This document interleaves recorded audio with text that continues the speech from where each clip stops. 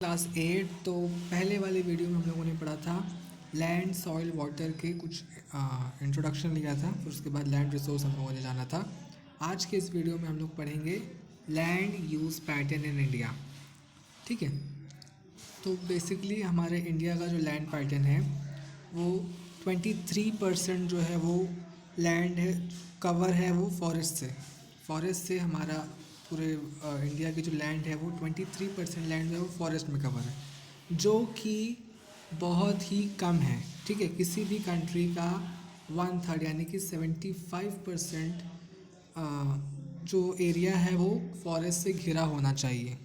तो 23% जो है बहुत ही कम है। आगे है फैलो लैंड अकाउंट फॉर 8%।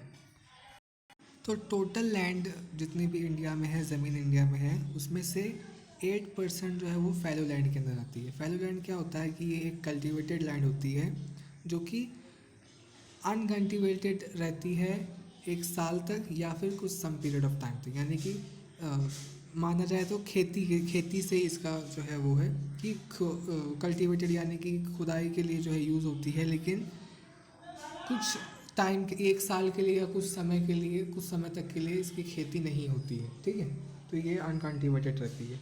आगे हमारा तीसरा है लो amount of permanent pasture land. Permanent pasture जो लैंड है वो बहुत ही कम अमाउंट में है।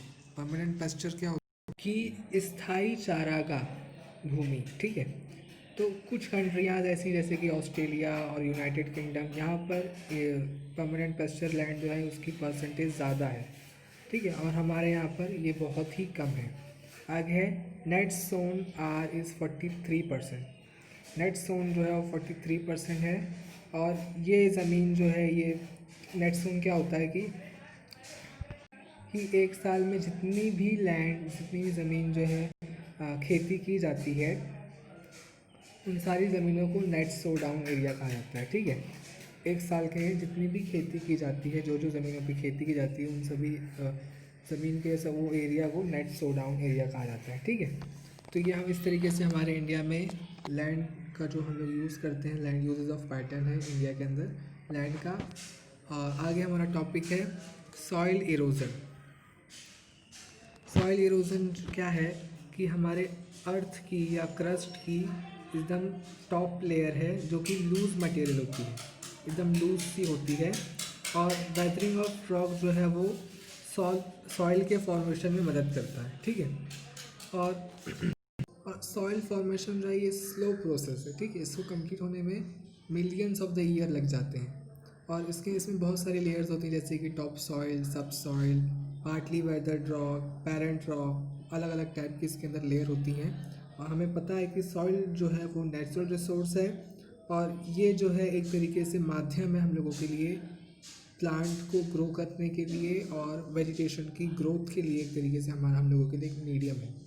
ठीक है, अब सेवरल फैक्टर, बहुत सारे फैक्टर्स जो हैं वो सॉइल को फॉर्मेशन के लिए हेल्प करते हैं, जैसे कि parent clock, climate, vegetation, plant, animal, topography, time. ठीक है, ये सारी चीज़ें जो है हम लोगों को हेल्प करती है, सॉइल को हेल्प करती है फॉर्मेशन के लिए। ठीक है, अब रॉक मतलब पत्थर जो है ये जो है बहुत सारे टुकड़ों में टूट जाता है। ठीक है, बहुत सारे टुकड़ों में टूट जाता है by natural force. Natural force यानी कि वाटर से, हवा से। ठीक है, तो इसमें बहुत सारे पत्थरों में टूट जाता है, और ये जो नेचुरल फोर्स, जैसे कि पत्थर जो है, रॉक जो है वो ब्रेक डाउन हो जा रहा है, तो इसी को कहा जाता है वेदरिंग। ठीक है, तो सॉइल फॉर्मेशन जो है बहुत ही लंबा प्रोसेस है, और इसमें बहुत थाउजेंड्स ऑफ द ईयर लग जाते हैं। और सॉइल को हम लोग कंजर्व करके रख सकते हैं बहुत सारे ज़रूरी प्लांट को ग्रो करने के लिए। बहुत टाइम तक हम लोग सॉइल को कंजर्व करके रख सकते हैं, इसीलिए अलग अलग जगहों पर अलग अलग टाइप्स की सॉइल हमको मिलती है। ठीक है, तो ये हम लोगों ने जान लिया सॉइल के बारे में। अब एक अगला टॉपिक है हमारा सॉइल इरोजन।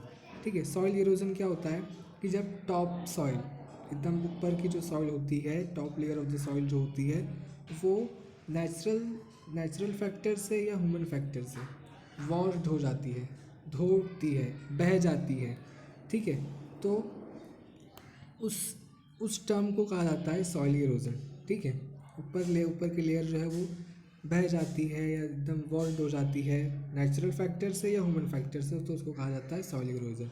अब इसके लिए बहुत सारे फैक्टर्स जो हैं वो रिस्पॉन्सिबल है, जैसे कि सबसे पहला दे रहा है हमारा deforestation, mining, over grazing, chemical fertiliser, pesticides, floods, ठीक है।